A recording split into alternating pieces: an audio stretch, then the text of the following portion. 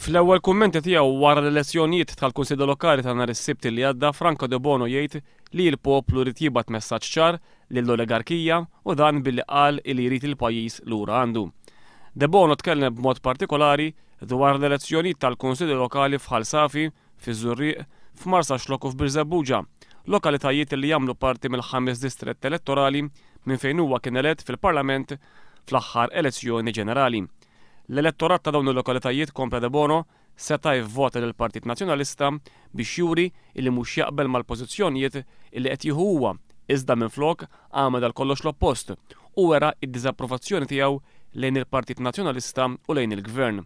Tant li l-Partit Nazzjonalista sofra telfiet kbar f'dawn il-lokalitajiet.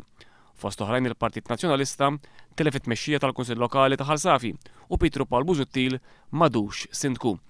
Anki Alexis Kallus, in-neputi tal-Prim Ministru, li kien involut ma' Pietru Paul Busuttil fil-ċirkolar ta' petizzjoni kontrija, spiċċa ma kienx elett fil-Kunsill Lokali ta' Ħal Safi, saħaq id-deputat Franco De Bono. Waqt li żied li reġa' ħareġ li huwa qed jirrappreżenta s-sentimenti tal-poplu madwar il-pajjiż u fid-distrett tiegħu, De Bono staqsam fejn hu issa Pawlu Borċolovir.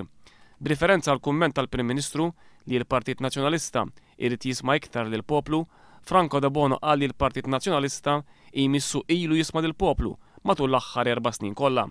Kien hawnhekk li sostna li l-poplu għadu qed jistenna r-riżenji u għall-kontabilità. Jekk Lorenz Gonzi mhux ser jieqaf jagħti każ tal-pariri ta' nies bħal Edgar Gallia Kurmi, il-kap tas-segretarjat tiegħu, u ta' nies bħal Richard Kakija Caruana, l-Ambaxxatur ta' Malta l-Unjoni Ewropea, il-problemi ser jibqgħu jippersistu jekk mhux ukoll isiru war, sostna Franco De Bono. Sakemm l-oligarkija mhix ser titneħħa min-nofs, il-Partit Nazzjonalista se jibqa' jsib ruħu f'ċirku dejjem iżgħar kif qed juru ċifri u l-problemi ser jibqgħu jippersistu.